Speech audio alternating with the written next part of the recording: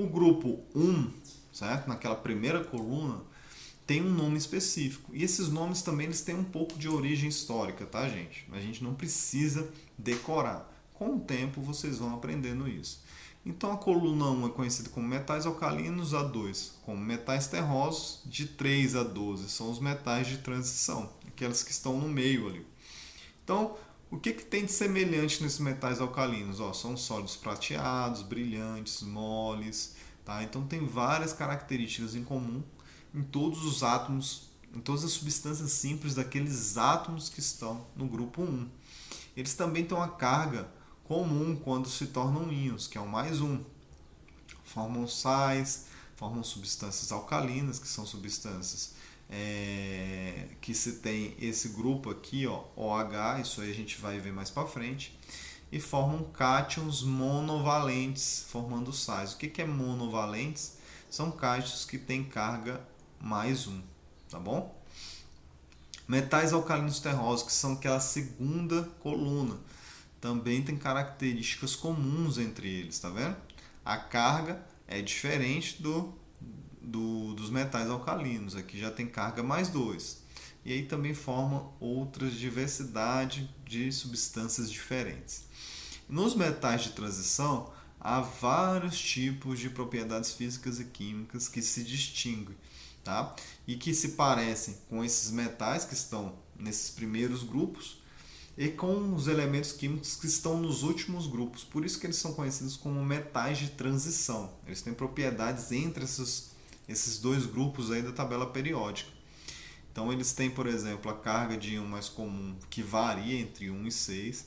Tá? Então grande diversidade aí. Os metais de transição são esse aqui, ou elementos de transição. O grupo do boro está aqui nesse outro grupo, tá? Nesse outro blocozinho aqui. Então o grupo do boro são sólidos prateados, exceto o boro. Tem carga mais 3 aí, formam óxidos e são encontrados em minerais. Temos ali depois, indo para a direita, o grupo do carbono, todos são sólidos, tá? Essa carga dos íons são variáveis e eles podem formar cadeias, principalmente carbono e silício. Eles são muito encontrados, por exemplo, nos organismos vivos.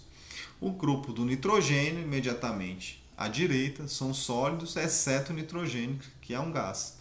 Também tem essas cargas iônicas aí variáveis, formam uma diversidade de substâncias, de classes de substâncias diferentes, também são encontradas nos seres vivos, na atmosfera, nos minerais de uma maneira geral.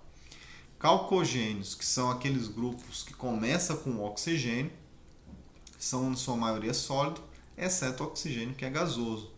Possuem carga iônica de -2 ou 2-, formam classes de substâncias também conhecidas como sulfetos e óxidos, e também são encontrados muito em seres vivos e na atmosfera. Temos o grupo 17, halogênio, que são gases líquidos ou sólidos. Eles são maus condutores e uma das características deles, interessante, é que eles são tóxicos. Então, evolutivamente, a gente desenvolveu no nosso olfato uma detecção dessas substâncias tóxicas. Qual foi esse tipo de detecção? Eles causam um mau odor, ou seja, uma repugnância. Se a gente sentir o cheiro deles, há uma certa repugnância. Por que isso é uma evolução da espécie? Porque se você sente um cheiro ruim, isso vai fazer com que você saia daquele ambiente. Então, impede que você se intoxique. Então, isso é uma evolução muito interessante na espécie humana. Eles podem formar ácidos, óxidos e sais, tá? E sua carga iônica normalmente é -1. E por último, a gente tem aquele último grupozinho lá conhecido como gases nobres. Todos são gases. Esse nome, gases nobres, é devido a uma das características que ele tem, que ele não forma substâncias facilmente com outros átomos, tá? E em geral não formam íons também.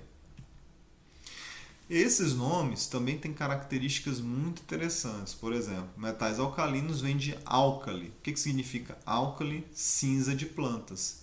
Então, normalmente, os átomos desses elementos químicos eles são encontrados, por exemplo, naquelas cinzas de fogueira, né? Principalmente sódio e potássio. Então, por isso que vem esse nome desse grupo de metais alcalinos. Já o segundo grupo lá, conhecido como metais alcalinos terrosos, vem de terrosa, um termo da alquimia, que significa o quê? Que essas substâncias elas são pouco solúveis em água. Então é como se você pegasse terra, areia e tentasse misturar com água, fica aquela parte precipitada, né, na parte de baixo ali do sistema. Calcogênios tem origem na palavra grega calco, que está ligada a esse tipo de mineral conhecido como calcopirita. Halogênio significa aquele que forma os sais. Então, dentro desse grupo dos halogênios, há a existência de vários tipos de sais. Por exemplo, cloreto de sódio, cloreto de magnésio, brometo de sódio, nitrato de magnésio, sulfetos, entre outros. Então, uma grande quantidade de sais conhecidos possuem elementos químicos que estão nesse grupo. Por isso, eles são conhecidos como halogênios. E gases nobres, como eu já falei, seriam aqueles elementos químicos os quais não conseguem ou não se ligam a outros tipos de átomos. Então, por isso que são nobres, eles não se misturam com outros elementos químicos. Vendo essa tabela periódica moderna de uma maneira, né, mais ampla, a gente tem grupos aqui dentro, né? Os metais de transição que estão aqui e esses dois blocos conhecidos como elementos representativos. O que significa isso, professor? Olha, ele leva esse nome representativo porque esses átomos aqui desses grupos, eles representam muito bem aquelas propriedades químicas e físicas. Como assim, professor? Olha, se a gente pegar aqui, por exemplo, aqui está o boro. O boro tem uma característica muito semelhante ao do grupo. Porém, esses átomos que estão aqui embaixo, eles não têm propriedades químicas e físicas muito parecidas entre si. Parece, mas não tanto. Como, por exemplo, os átomos que estão aqui dentro desse bloco aqui no grupo 17. Esses átomos aqui, esses elementos entre si, eles se parecem muito. Já quando se vê esse outro elemento químico, que ele já não parece tanto com esses aqui têm similaridades muito maiores do que, por exemplo, esse com esse. Okay? Então, os metais de transição são aqueles que têm propriedades análogas ou parecidas a esse bloco e a esse bloco, por isso que são de transição. A gente tem esse bloco aqui que são os gases nobres, que estão em azul, certo? E a gente tem esses dois blocos que são os metais que a gente conhece como transição interna. Eu vou mostrar melhor para vocês no próximo slide.